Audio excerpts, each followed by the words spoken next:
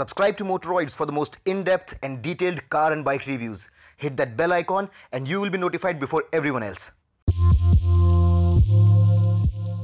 Hey guys, welcome to Motoroids.com. My name is Amit Changani and today I'm going to talk about a very sensitive topic which is pertaining to helmet safety in India, and it's got to do with the ISI certification. And while till now the certification was derived from the ECE norms, going forward there are some rules and regulations, some clauses that are to be introduced which don't seem fair and which has the entire biking brotherhood up in arms against the government and the authorities because these norms, these proposed norms are not very fair, and we need to talk about them, and that's exactly what I'm going to do today.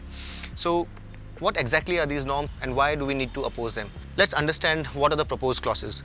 The first clause that is being proposed is that the helmets which are not ISI branded, and even if they are certified by international agencies like DOT or SNELL or ECE or SHARP or CRASH, will be deemed illegal, and you cannot wear them and you cannot even put them in your house, you cannot store them. So they will be illegal, totally illegal to be used on your head or in your warehouse. So that is one reason why we don't really approve of the new norms. And the second reason why we don't approve of the new norms is a clause pertaining to the weight of the helmet, which proposes that the weight of the helmet should be reduced from 1.5 kg to 1.2 kg, so that, by the way, apparently the weight of the helmet reduces and it's more comfortable for the rider. And both these norms are not very fair, and it seems as though they are influenced by a lobby which, by the way, has named itself the ISI Helmet Manufacturers Association of India, and it's essentially a lobby of helmet manufacturers who are the domestic helmet manufacturers and who typically manufacture such helmets which carry an ISI certification. And if you really compare them with a proper DOT or an ECE or a SNELL helmet, they generally don't look very nice, and a rider like me would probably never want to wear a helmet like this. So what is this controversy and why are we so upset? Now the first thing that we need to understand is the norm about the DOT, SNELL and ECE certification.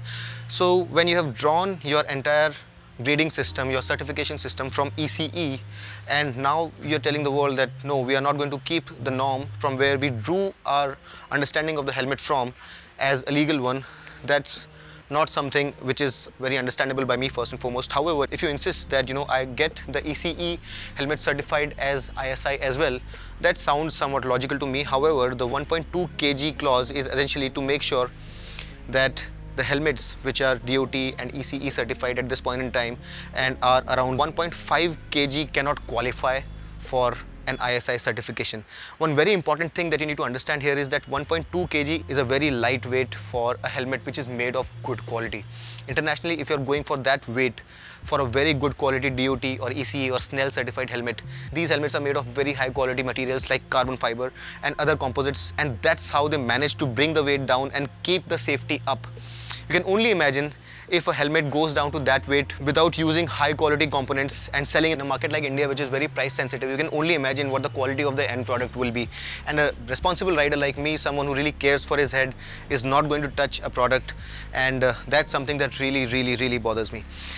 Now this is internationally understood that helmets which are of a decent quality and are made to a certain specification, and as the whole world has seen, like if you go and buy a helmet which in Indian rupees translates to an amount of about 4,000 to 8,000 rupees, which is relatively affordable, although the helmets which are made of high quality lightweight construction and by the way complies to 1.2 kg would actually go all the way up to 30, 40, 50,000 rupees, because those materials are that much more expensive and those helmets cannot be made from cheap material.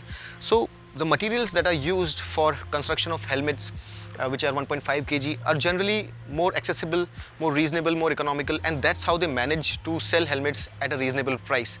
And the whole idea of reducing the weight to 1.2 kg is essentially to cut all these people off from the market who are posing a threat to the domestic helmet manufacturer, who doesn't want to compete on quality but want to compete on protectionism. And that's not something very nice, especially in a country like India where people are dying on the roads because they don't buy helmets at all.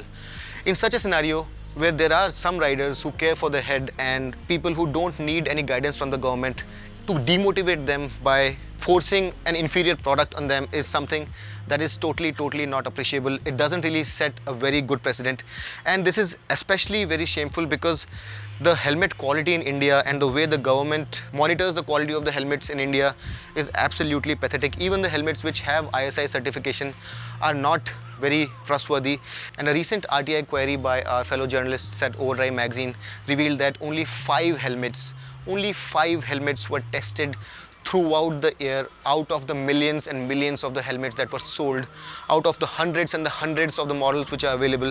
And that just lets you know how stringent we are with our quality control, with our testing and with our certification. And if that is the kind of monitoring that is happening, then I don't really want to put my head on the line taking the government's word for it. And I really believe that the kind of specification that has been set aside, and I don't really believe that 1.2 kg is the right weight limit to buy a good quality helmet at a good price. So that essentially is the problem, but what is the solution for it?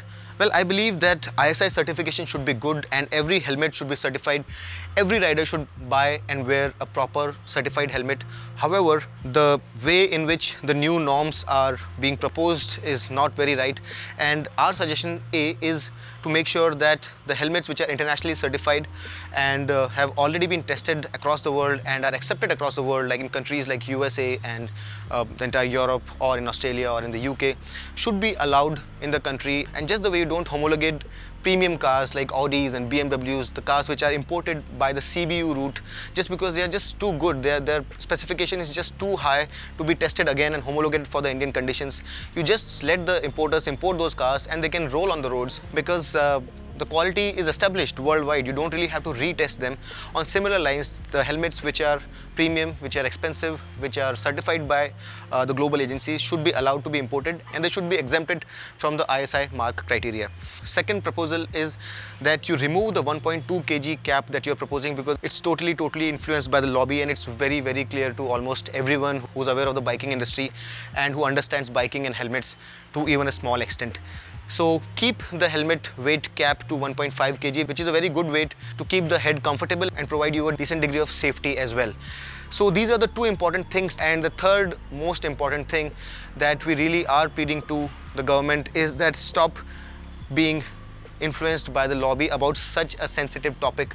This pertains to road safety. Lakhs and lakhs of people die on the road because they don't understand how important helmet is. They don't understand road safety, and if we are going to get influenced by politics and not take the right steps to save their heads, that would be a very bad example, not just for India but for the rest of the world. So kindly don't do this. Make it a good example and provide the best safety to our riders. That is what should be the priority, not playing politics and not playing to the industry. And we really request the government to take cognizance of this request and wait till the time until our industry grows up and understands how to make helmets. At this point in time, the need is to understand how to make helmets. The European companies and the American companies have been making helmets for ages. They have a very good understanding of how to make helmets. This industry is still very nascent. We can learn from them rather than going back and telling them how to make helmets. So let's evolve the market rather than taking a step back, and let's let sense prevail. I really hope that together we can create a voice which is strong enough to be heard.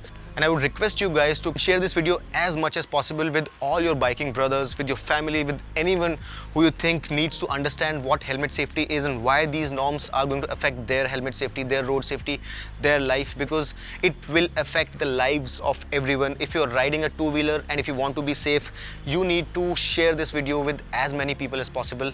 And right below this video, you'll see the text of an email which you need to just send to an email address which is provided, and that would really go a long way in making our voices heard. So kindly share this video and make sure that you copy and paste that text and send it to the authorities whose email address has been provided, so that we can be heard and these steps which are not very fair for the Indian biker, which are not very good for the safety of the riders, are not taken, and we can make sure that sense prevails and everyone is safe. I hope that I was able to make some sense in this video. If you liked it, kindly share it with all your friends, and I hope that our voices will be heard and this decision which is pending and something that we don't want to happen will not happen, and the riders will continue to be able to use the helmets which they find safe enough for their heads. On that note, hoping and praying for better rider safety tomorrow, this is Amit Changani signing off. Rev hard, rev free, and ride safe.